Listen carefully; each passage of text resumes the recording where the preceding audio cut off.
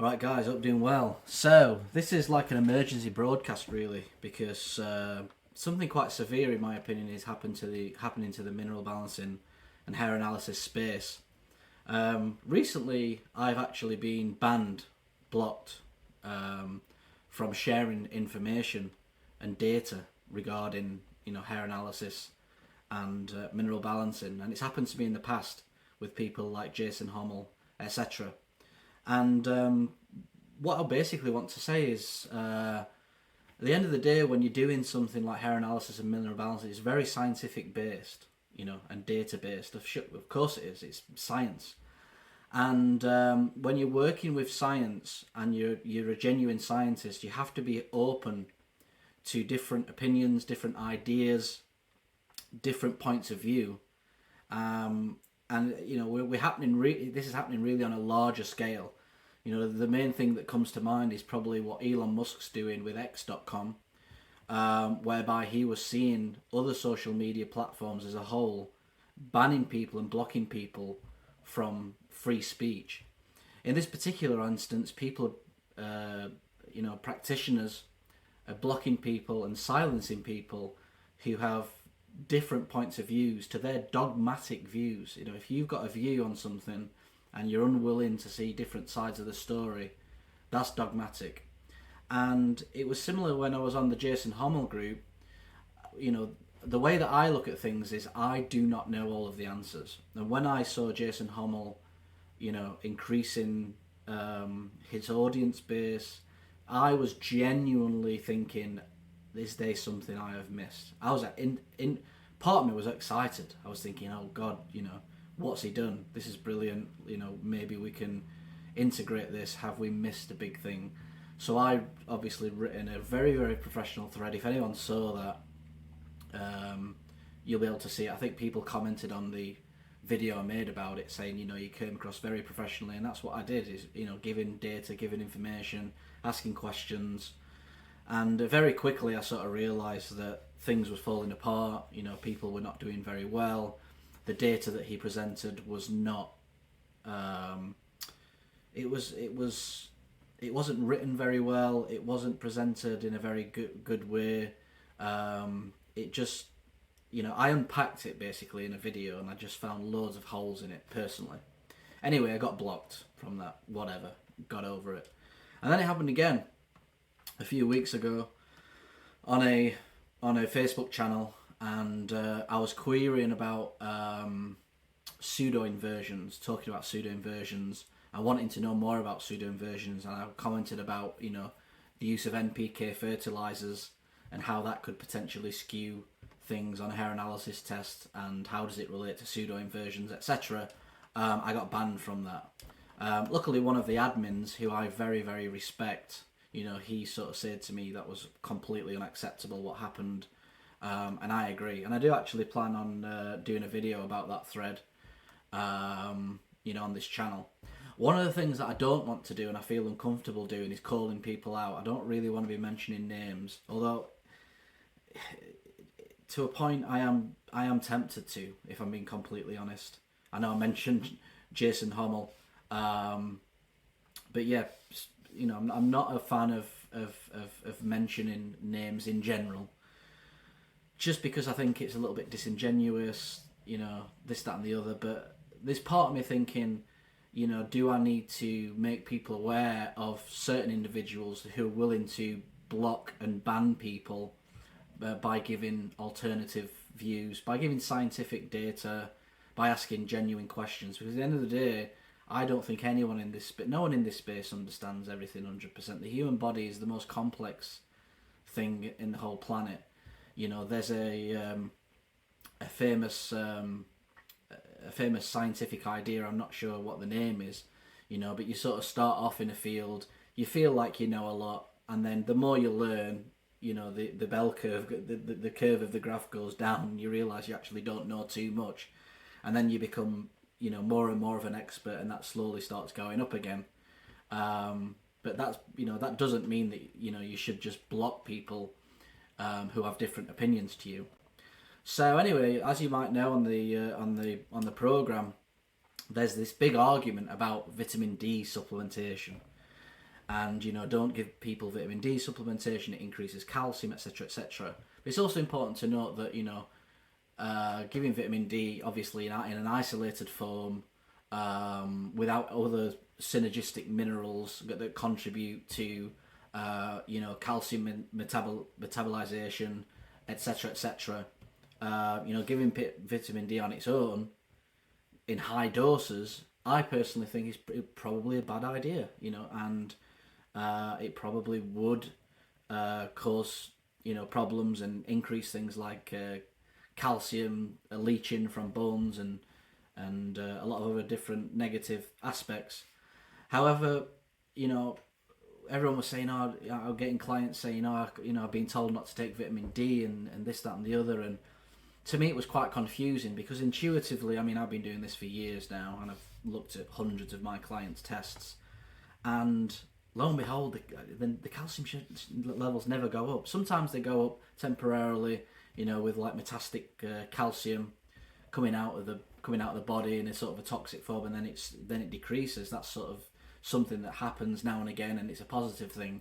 But I've never seen people's calcium levels increase, and vitamin D3 is given on my programs, alongside all of the other minerals and supplements that we recommend as a whole. And I just intuitively knew that this didn't happen. So anyway, what I ended up doing is I ended up running my client data, which I've got quite a lot of it over the years, into our online hair analysis application. And I run an algorithm. Here it is. So I wrote, I've digitized all of the HTMA tests I've seen over the years into our HTMA app, hundreds of them. I think there was about 800, quite a lot of hair tests I've seen over the years, hundreds.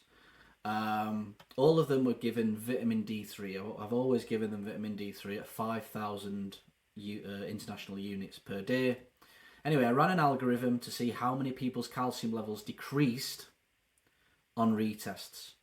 Bearing in mind, around 70% of them tests showed an elevated calcium shell, which we all know, a lot of people's initial tests will show an elevated calcium shell. On the program that I give them, 90% of those retests, their calcium decreased, right? And then I thought, well, what's going off with the 10%? I noticed that the 10%, most of them didn't end up getting a third test or a fourth test, so you couldn't really see the data as it went along. And there was a few people on the fringe whereby their chronic calcium shell carried on, but I think 90% is quite a powerful bit of data, more actually than what I probably expected. So anyway, I ended up posting this on on an individual's Facebook thread, who keeps a sort of thread about vitamin D and vitamin D supplementation, and I just posted it there, and commented in a professional way saying, look, this is the data that I've got. From what I've gathered, I don't think taking vitamin D is necessarily a problem, when it's supplemented in a holistic way, using other synergistic minerals that interact properly, and therefore, I think you should have a look at this data and let me know what you think, kind of thing. Within 10 seconds, I was blocked. Within 10 seconds. So what does that say? It means that the individual is dogmatic in their approach. They do not want to hear other sides of the story. Whenever I've come across this idea of not giving people vitamin D, I've always said to these people, give me the data. Show me the data of like you giving them vitamin D3 or whatever and the calcium. There's no data out there. I cannot see any. I've not been given any. If you're watching this and you do have data on it, send it through. And I've read the studies and I understand the studies, etc. There was one study that gave mice a ridiculous amount of vitamin D3, and it sort of leached calcium from the bones. And I was thinking, well, that is one, the amount of vitamin D3 given was extreme. If you was do the calculation, give that to a human, it would be ridiculous. And obviously it was isolated, without synergistic minerals. And yeah, so anyway, I got banned and blocked and that with that. So the main point of this video is basically to highlight the fact that this is becoming quite a serious problem. There are certain people in the industry that do not want to hear other sides of the story. They're not interested in data. They're not interested in healthy discussion. They're not interested in a healthy debate. They have this dogmatic view about things, and that's that. And I have noticed there is a group of people that's doing this. And to be honest with you, it's pretty frustrating. It's got to a point now whereby, I went through a journey of trying to connect with these individuals that have different views because I wanted to get a big picture about, the way that I teach things, the way that they teach things, and try and figure out if there's any bridges, if there's anything that I've missed. And all I've got, if I'm being completely honest with you, is pushback, blocks, people not willing to discuss things. So I don't know whether it's because they feel uncomfortable that they don't know enough to actually debate, which is fine. I don't know whether it's people that are just brainwashed by certain individuals. I'm not saying I haven't been there in the past, and I think I've worked through that. And it's quite worrying, really, because it's meaning that the hair analysis and the HTMA community, instead of it being an open scientific debate about what's best, what's not best, it's actually turning into these isolated groups that have no connection between each other, and who are not wanting to professionally, scientifically work through the whole space of hair analysis and mineral balancing in a scientific, professional manner. So that's it, really. I just wanted to make that point. It's really frustrating. Again, it's happened again. I did post another story here. And then again, I was just saying, look, I was genuinely trying to bring some additional data to the scene. If anyone knows me, I'm not stuck in my ways. Do you know what I mean? I've changed views on things, and I've talked about it on this channel. We are looking at implementing other things on the program that I find extremely interesting.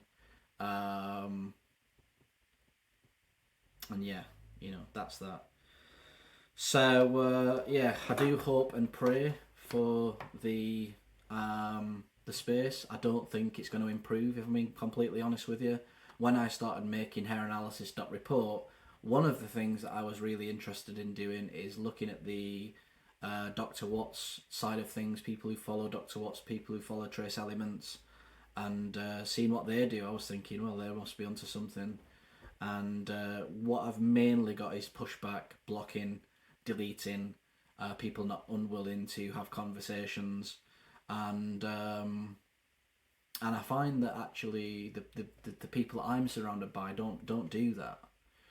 They are actually willing to debate, look into things. So it's an interesting how there's that contrast there. So anyway, that's that. Disappointing day is what it is.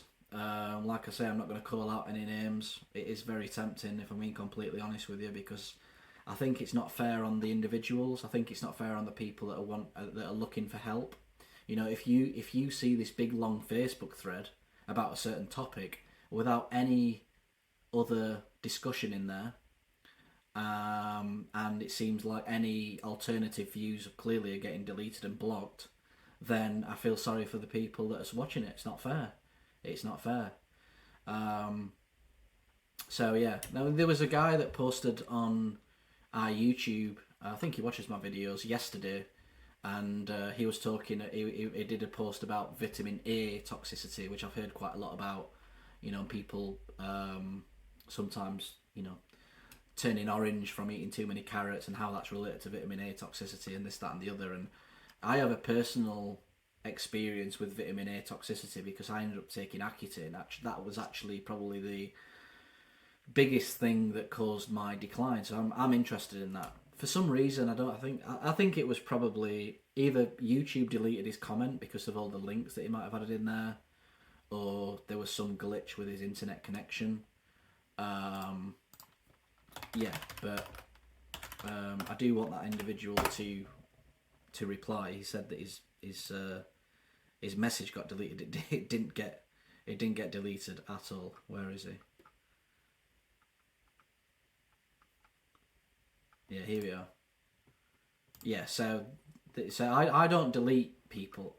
I don't delete genuine, comments. Some people have like said nasty things about me, which was just out of order, which I've deleted. That was just horrible attacks. But when it comes to anything to do with science or HTMA and mineral balancing, I do think it's really important to be completely open. And I do think that I genuinely want to look into this vitamin A toxicity that people are talking about, and this guy Garrett Smith. So anyway, hopefully this guy's going to send me an email about it, and I'm going to look into it more, because I am open, and I do not want to be that person. And you shouldn't be that person when you're working with scientific, scientific data and all that sort of stuff. So that's everything, guys. Thanks for watching. If you do come across any of this stuff, then let me know. I'll probably end up keeping a list of all of this censorship that's going off in the space at the moment. So thanks for watching. Speak to you soon.